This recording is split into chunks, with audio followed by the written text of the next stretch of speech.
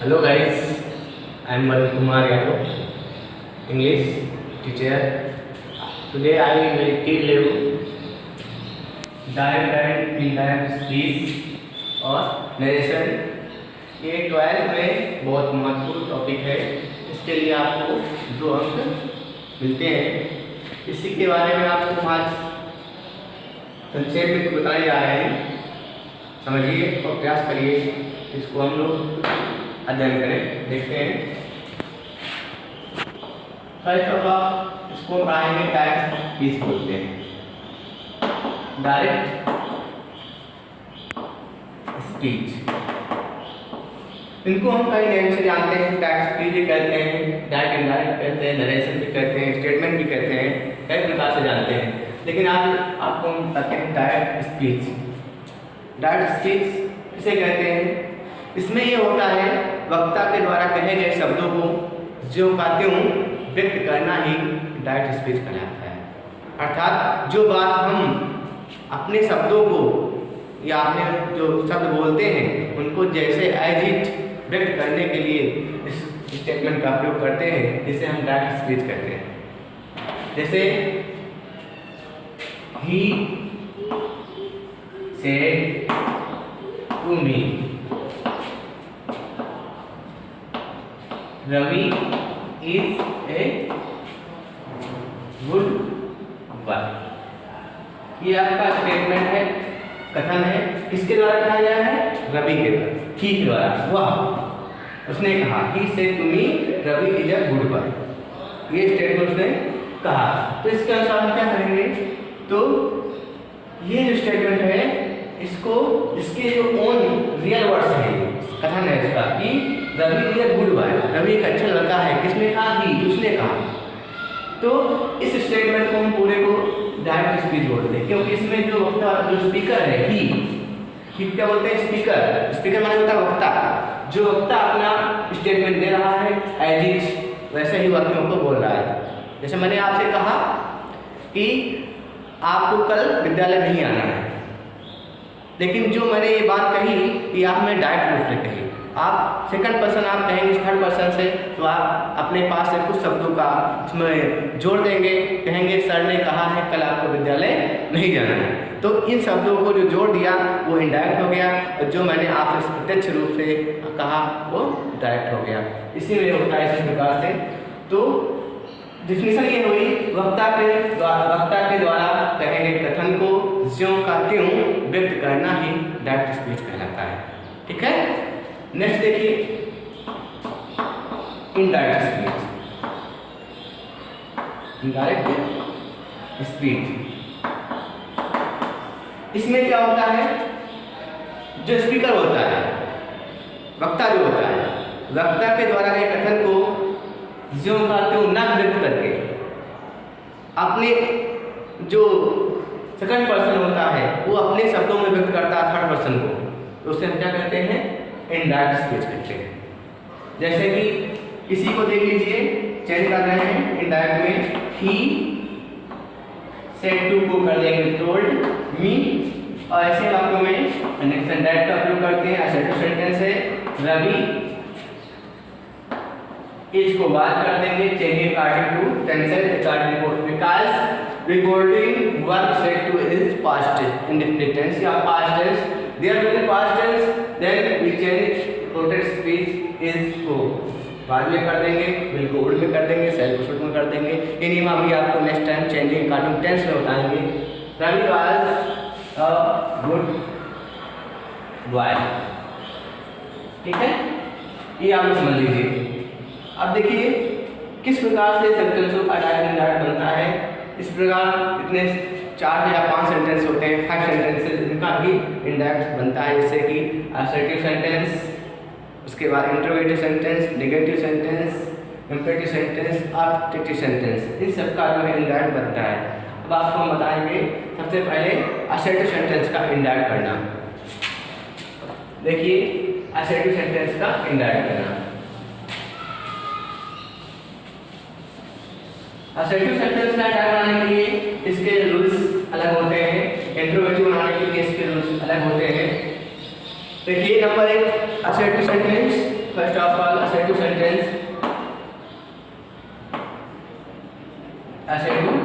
Sentence, assertive sentence का indirect बनाना। तो इसके भी नियम होते हैं कुछ असर्टिव सेंटेंस बनाने के लिए। रूल नंबर 1,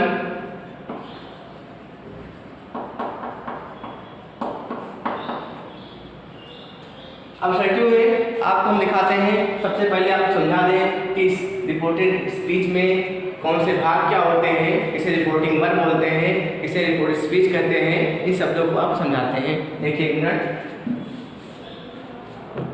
इसे लिखा हुआ सेंटेंस आपका डायरेक्ट में लिखा हुआ है, डायरेक्ट स्पीच में क्या लिखा हुआ है? Ram said to me she is a good girl,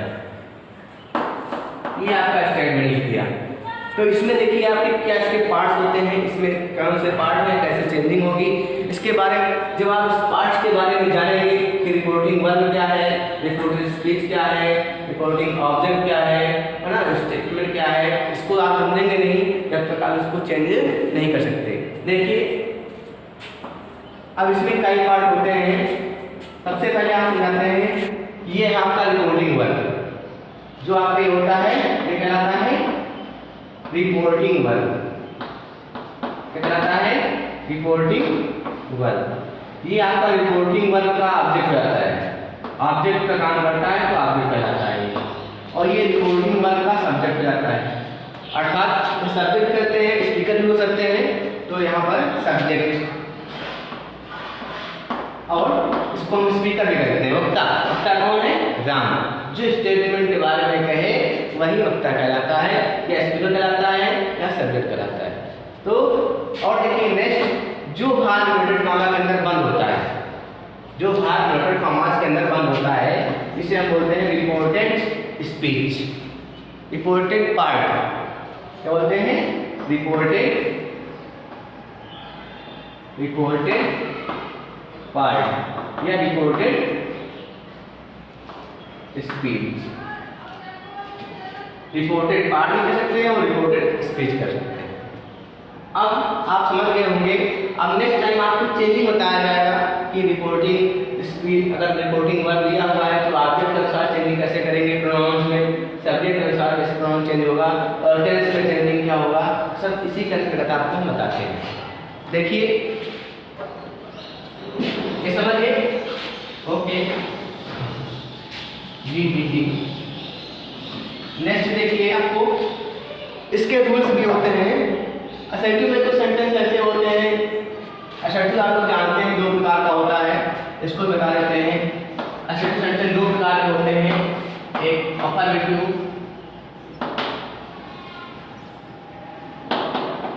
एक नेगेटिव।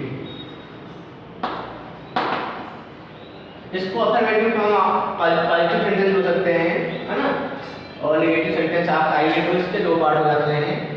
अब इसके बारे में चेंजिंग के लिए हम बताते हैं। रूल नंबर 1 देखिए,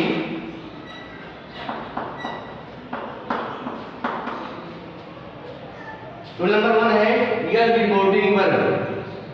रिपोर्टिंग वर्ब आपको बताए हैं, यह रिपोर्टिंग वर्ब ऐसे लिखा हुआ है, Ram said to me he is ill, ये है यह रिपोर्टिंग वर्ब। रिपोर्टिंग वर्ब आपकी ये हो गई। यह रिपोर्टिंग वर्ब प्रेजेंट टेंस में है, यह रिपोर्टिंग वर्ब प्रेजेंट टेंस में है, तो reported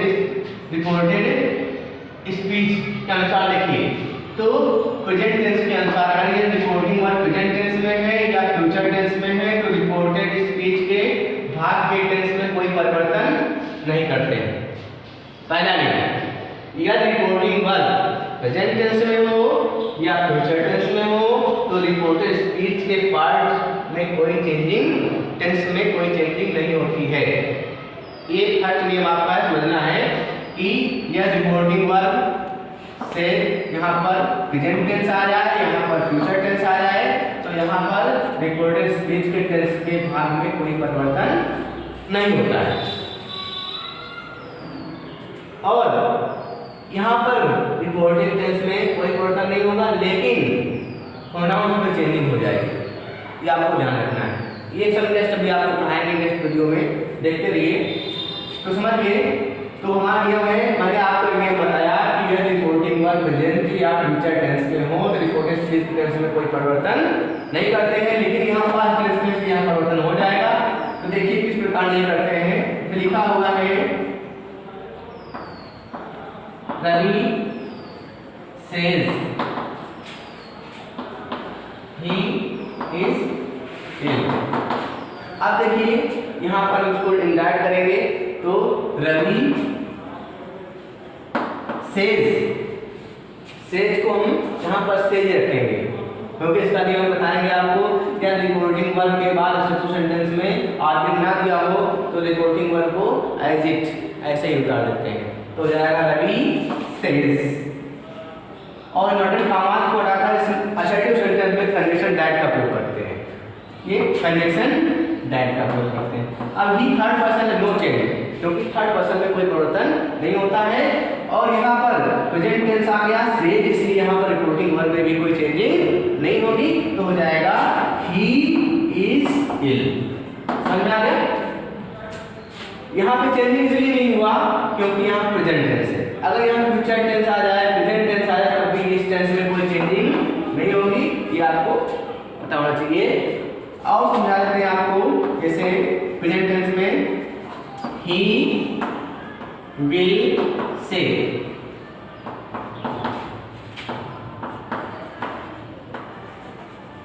Radha is going to school. अब देखिए ये सेंटेंस आपका किसमें आ गया? फ्यूचर टेंस में आ गया, ये आपका प्रेजेंट टेंस में आ गया, है ना। अगर यहाँ प्रेजेंट टेंस, यहाँ फ्यूचर टेंस आ जाए तो यहाँ पर रिपोर्टेड स्पीच के टेंस में कोई परिवर्तन नहीं होगा, जो आपको क्लियर याद रखना है, ठीक है।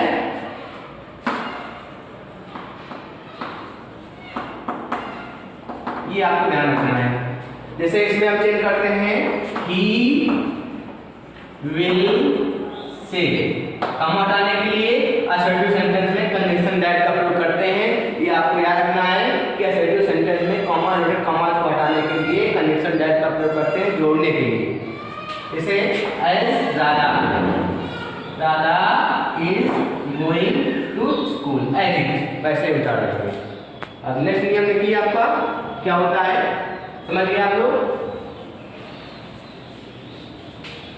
इसको जब तक आप इसके रूल्स नहीं याद रखते हैं तब तक आप इसको जो है सही से कर नहीं सकते, इसलिए आपको जो रूल्स बताए जा रहे हैं इनको आपको याद करना है और समझना है किस प्रकार से हमें ये नियम आपको याद रखेंगे तो आपको डायरेक्ट इनडायरेक्ट करने में आसानी होगी। There will be no problem, इसमें कोई समस्या नहीं हो सकती।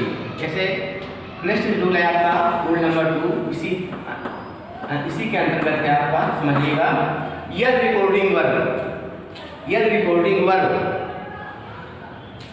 के बाद कोई ऑब्जेक्ट दिया हो, यदि रिपोर्टिंग वर्ब के बाद कोई ऑब्जेक्ट दिया हो, यदि रिपोर्टिंग वर्ब के बाद कोई ऑब्जेक्ट दिया हो तो आप क्या करेंगे? असर्टिव सेंटेंस की बात कर रहा हूँ। यदि इसमें कोई ऑब्जेक्ट दिया है रिपोर्टिंग वर्ब के बाद तो अगर यहाँ लिखा हुआ है सेज टू लिखा है तो सेज टू को हम कर देंगे इसमें टेल्स में, और से लिखा है से टू तो इसको कर देंगे हम टेल में। और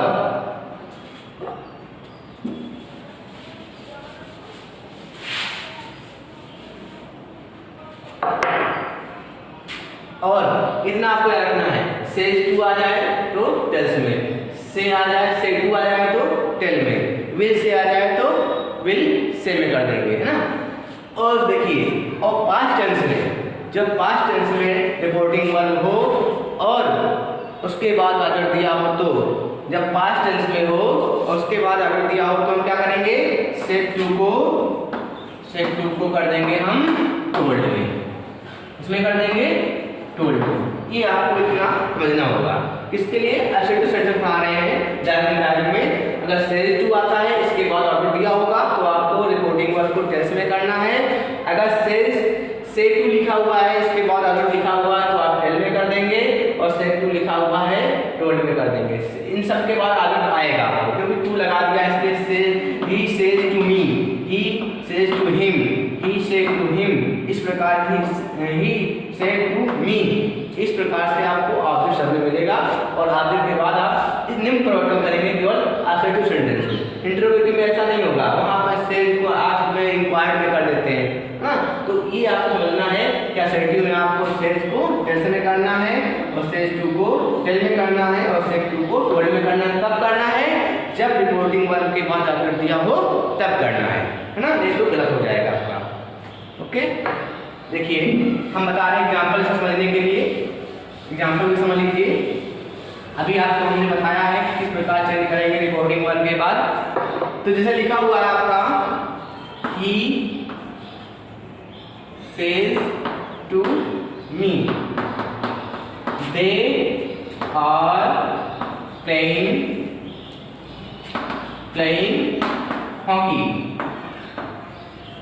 ये आपका सेंटेंस दे दिया गया। और कहा गया इसको इनडायरेक्ट करिए, डायरेक्ट में है आपको करना है इनडायरेक्ट। अब देखिए ही सेज टू मी, अभी आपको मैंने इसके पहले नेक्स्ट रूल बताया है कि जब रिपोर्टिंग वर्ब प्रेजेंट टेंस में हो और उसके बाद ऑब्जेक्ट दिया हो। देखिए रिपोर्टिंग वर्ब आपकी सेज टू इसमें है, प्रेजेंट टेंस में है, और इसके बाद क्या दिया हुआ है, ऑब्जेक्ट दिया हुआ है। समझ गए। अगर ऑब्जेक्ट नहीं दिया होगा तो आपको इतना नहीं होगा, आपको इतना मिलेगा he says, only he says. अब जब ऑब्जेक्ट हो जाएगा तो आपका ही सेज टू मी हो जाएगा, ऑब्जेक्ट आपका आ गया टू मी, ठीक है। और जब ऑब्जेक्ट नहीं दिया होगा तो आपको ऐसे ही करना होगा, ही सेज इतना ही लिखा होगा तो आप कर देंगे ही सेज, नोट कॉमा हटा के दैट, दे थर्ड पर्सन इसलिए चेंजिंग नहीं होगा। आर दिया हुआ है, यहाँ रिपोर्टिंग वर्ब प्रेजेंट टेंस में है इसलिए यहाँ कोई चेंजिंग नहीं होगी। आप उसके पहले बता चुके हैं कि यदि रिपोर्टिंग वर्ब प्रेजेंट टेंस में हो या फ्यूचर टेंस में हो तो इसके टेंस में कोई परिवर्तन नहीं होता है। समझ गए। यदि रिपोर्टिंग वर्ब प्रेजेंट टेंस में हो या फ्यूचर टेंस में हो तो रिपोर्टेड स्पीच के पार्ट के टेंस में कोई परिवर्तन नहीं होता है, लेकिन प्रोनाउंस में परिवर्तन हो जाया करता है। दे थर्ड पर्सन प्रोनाउन है, इसमें they will be no change, क्योंकि थर्ड पर्सन प्रोनाउंस में कोई परिवर्तन नहीं करते हैं। आपको मैंने बताएंगे चेंजिंग अकॉर्डिंग टू प्रोनाउंस, तो उसमें हम बताएंगे किस प्रकार कहाँ से चेंज होता है, ठीक है। जब तक क्लियर समझिए कि third person pronoun no change और रिपोर्टिंग वर्ब प्रेजेंट टेंस में है, इसलिए यहाँ पर हम रिपोर्टेड प्रेजेंट टेंस में है तो रिपोर्टेड पार्ट के टेंस में कोई परिवर्तन नहीं करेंगे। There will be no change because the reporting verb is the present tense, so there will be no change in that speech part according to tenses. Okay, देखिए अब इसको हम चेंज करते हैं, समझिए आप लोग। ही अभी बताए हैं ऑब्जेक्ट दिया है तो ऑब्जेक्ट में हम सेज टू को हटा देंगे, यहाँ पर हम क्या कर देंगे टेल्स, और यहाँ पर हम टू का प्रयोग नहीं करते हैं। जब इनडायरेक्ट करते हैं तो यहाँ पर हम टू का प्रयोग नहीं करते हैं, गलत हो जाएगा आपका, ध्यान रखिएगा। ही टेल्स मी क्या हो जाएगा, he tells me. Conjunction that का प्रयोग करेंगे, क्यों, क्योंकि इन्वर्टेड कॉमा को हटाने के लिए असर्टिव सेंटेंस में कंजंक्शन के रूप में हम दैट का प्रयोग करते हैं। दैट ये हो गया दैट। अब दे थर्ड पर्सन है, नो चेंज, इसको हम चेंज नहीं करेंगे, हो जाएगा दे। अब आर को भी चेंज नहीं करेंगे, क्यों, क्योंकि ये प्रेजेंट टेंस में है, रिपोर्टिंग वर्ब प्रेजेंट टेंस में है, there will be no change in this tense ना, इसलिए इस टेंस में कोई परिवर्तन नहीं होगा। क्यों नहीं होगा, क्योंकि ये थर्ड ये आपका प्रेजेंट टेंस में है। अगर यहाँ प्रेजेंट टेंस या फ्यूचर टेंस का प्रेजेंट टेंस में कोई पार्ट आ जाए, प्रेजेंट कंटीन्यूअस हो जाए, प्रेजेंट डेफिनिट हो जाए, प्रेजेंट परफेक्ट हो जाए, इसमें यहाँ पर दिया हो तो यहाँ पर हम टेंस में कोई चेंजिंग नहीं करेंगे। उसी प्रकार फ्यूचर टेंस का कोई भी ऐसा यहाँ पर दिया हो तो यहाँ पर टेंस में चेंजिंग हम नहीं करेंगे। ये आपको ऑलवेज रिमेंबर, हमेशा याद रखना है। दे आर प्लेइंग हॉकी, ये आपका एक टॉपिक हो गया। ठीक है, अब आगे आपको नियम बताते हैं। एक आप देख लीजिए प्रेजेंट टेंस का, जैसे लिखा हुआ बताया था अभी, सॉरी फ्यूचर टेंस का, जैसे लिखा हुआ आपका दे विल से। अब यहाँ फ्यूचर टेंस हो गया, दे विल से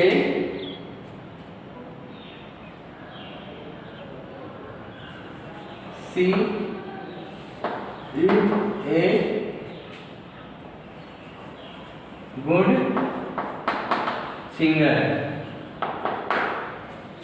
दे विल से, वो कहेंगे she is a good singer. अब इसमें आपको चेंज करना है, तो यहाँ पर हम देखिए अभी तक आपको बताया यहाँ प्रेजेंट टेंस था ना, और मैंने नियम आपको बता रखा है कि अगर प्रेजेंट टेंस हो या फ्यूचर टेंस हो तो यहाँ पर इसके रिपोर्टिंग स्पीच के टेंस में कोई परिवर्तन नहीं करते हैं। तो यहाँ पर आपका विल आ गया, अर्थात ये आपका क्या हो गया फ्यूचर टेंस।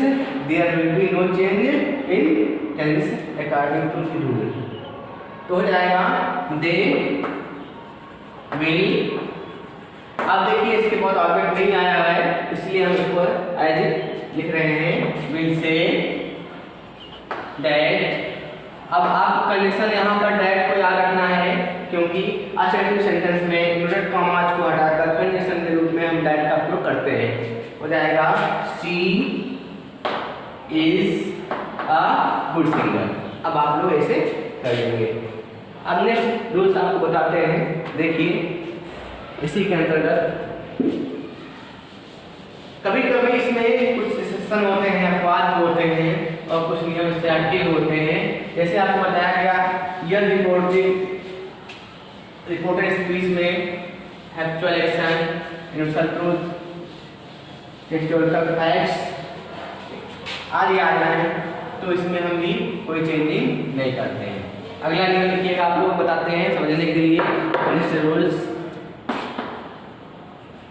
नंबर 3 देखिए, यदि रिपोर्टेड स्पीच में, यदि रिपोर्टेड स्पीच में एक्चुअल एक्शन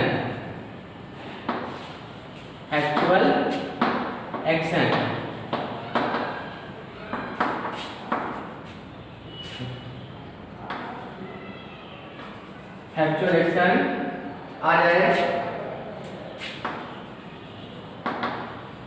यूनिवर्सल ट्रूथ आ जाए, हिस्टोरिकल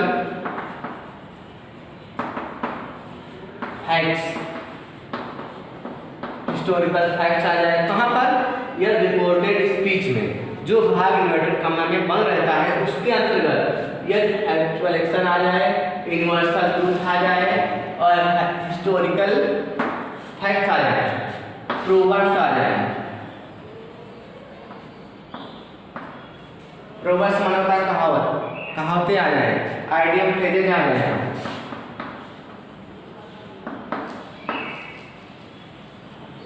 आइडियम फ्रेजेज तो देखिए, यदि रिपोर्टेड स्पीच में एक्चुअल एक्शन आदत या स्वभाव पाया जाए, ऐसे वाक्य दिए हों आपके इन्वर्टेड कॉमा के अंदर या रिपोर्टेड स्पीच में कि उसमें आदत और स्वभाव पाया जाए, यूनिवर्सल ट्रुथ सार्वभौमिक सत्य, जो बात अटल हो, जो बात कभी टले ना, जैसे the earth is round, the earth move round the sun, है ना। इस प्रकार की जो यूनिवर्सल ट्रुथ हैं, सच्चाइयाँ हैं या यूनिवर्सल बातें हैं, उसमें कोई परिवर्तन ना हो। और क्या दिया हो? हिस्टोरिकल फैक्ट्स, ऐतिहासिक तथ्य, जो इतिहास की पुरानी बातें हैं वो दी हूँ, फैक्ट्स दिए हूँ, या प्रोवर्ब्स कहावतें आ जाए, है ना, आइडियम और फ्रेजेस मुहावरे वाक्यांश आ जाए, तब भी इसमें कोई परिवर्तन नहीं होता है। तो इन्वर्टेड कॉमा के अंदर दिए हुए जो है सेंटेंस में कोई परिवर्तन नहीं करते हैं जब आपको इतने सब कुछ गुण मिलते हैं, जैसे कि एक्चुअल एक्शन मिल जाए, मिल जाए, हिस्टोरिकल फैक्ट्स मिल जाए, प्रोवर्ब्स, अगर ये मिलता है तो इसमें हम कोई परिवर्तन नहीं करते हैं। देखिए किस प्रकार डील करते हैं। जैसे लिखा हुआ है पहले माय टीचर, लिखा हुआ है माय टीचर से, मेरे अध्यापक ने कहा दी अर्थ राउंड दी सन। मेरे अध्यापक ने कहा पृथ्वी क्या है, राउंड दी सन, दी अर्थ मूव राउंड दी सन, चक्कर काटती है सूर्य के। तो इस प्रकार ये बात क्या है, राउंड करती है। क्लियर है, ये सार्वभौमिक सत्य है, ये कभी असत्य नहीं हो सकता है, अटल है। इसलिए there will be no change in direct speech, है ना। इसलिए इसमें हम इस स्पीच में, इस रिपोर्टेड पार्ट में नहीं चेंजिंग करेंगे। There will be no change in reported speech या रिपोर्टेड पार्ट। क्यों? क्योंकि ये पार्ट जो होता है आपका यूनिवर्सल ट्रुथ है, इसमें सार्वभौमिक सत्य है, इसलिए इसको चेंज नहीं करेंगे। इसको ओनली हम कंडीशन दैट का प्रयोग करते हुए एज इट लिख देंगे। देखिए इस प्रकार, जैसे माय टीचर सेड। अब देखिए यहाँ पर सेड लिखा हुआ है, आगे नहीं दिया हुआ है, इसलिए हमने सेड का प्रयोग कर लिया। अगर आगे दिया होता तो सेड को हम टोल्ड कर देते हैं, है ना। इसलिए और काम हटाने के लिए हम कंडीशन दैट का प्रयोग यहाँ पर कर ही रहे हैं। तो there will be no change, इसमें कोई चेंज नहीं होगा। क्यों? क्योंकि ये एक्चुअल एक्शन है, ये स्वभाव यूनिवर्सल ट्रुथ है, सार्वभौमिक सत्य। ये बात हमेशा जो है कभी न टलने वाली है। तो हो जाएगा आपका एज इट, ये लिख देंगे the earth move round the sun, as it ऐसे उतार देंगे। नेक्स्ट क्वेश्चन देखिए, स्पीकर आपको समझा रहे हैं। अब देखिए आपको ये नियम याद रखने पड़ेंगे, क्योंकि ऐसे बात पेपर में दे देते हैं और लोग जो है रूल्स का प्रयोग करते हुए ध्यान दे देते हैं और रद्द कर देते हैं, क्योंकि there will be no change, क्योंकि इसके नियम अलग होते हैं। देखिए नेक्स्ट देखिए डायरेक्ट में, जैसे my father said to me,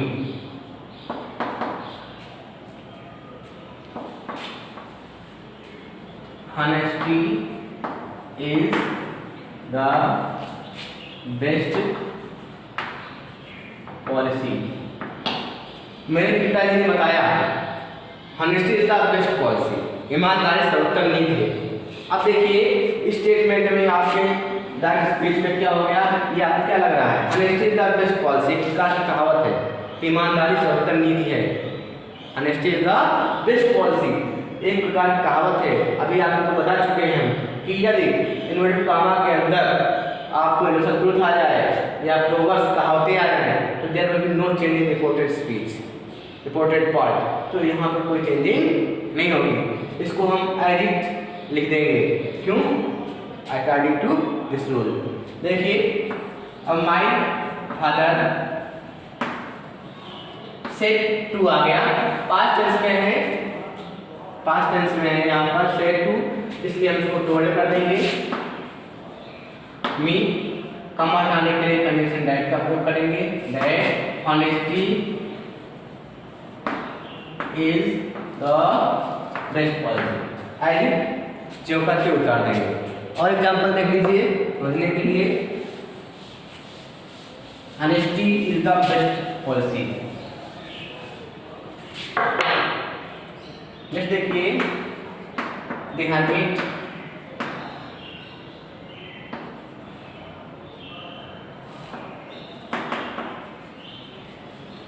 said, the hermit said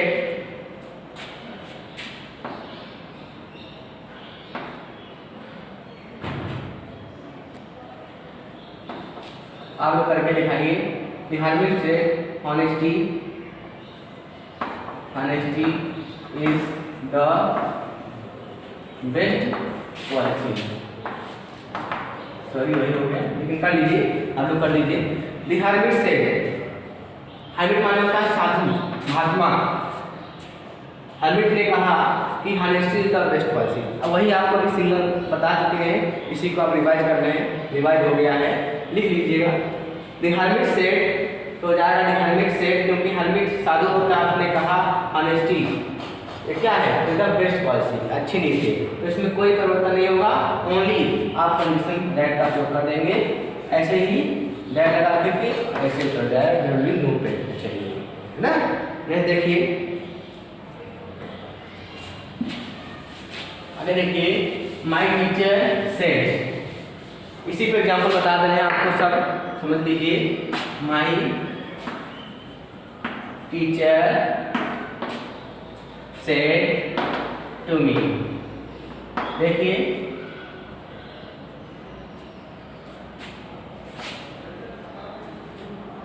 the forest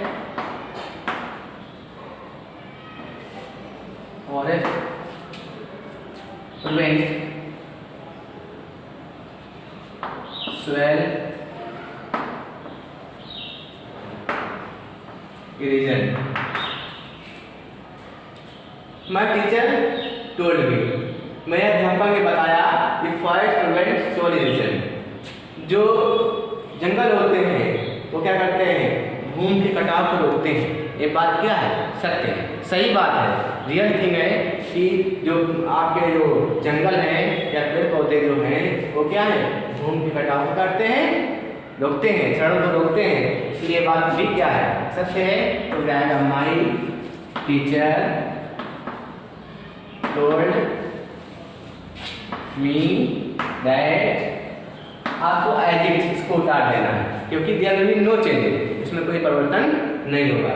तो आज की क्लास आपकी यहाँ तक थी, इसको समझिएगा। अब नेक्स्ट आपको हम अगली वीडियो में इसको हम जो है और समझाएंगे। आप लोग शेयर और लाइक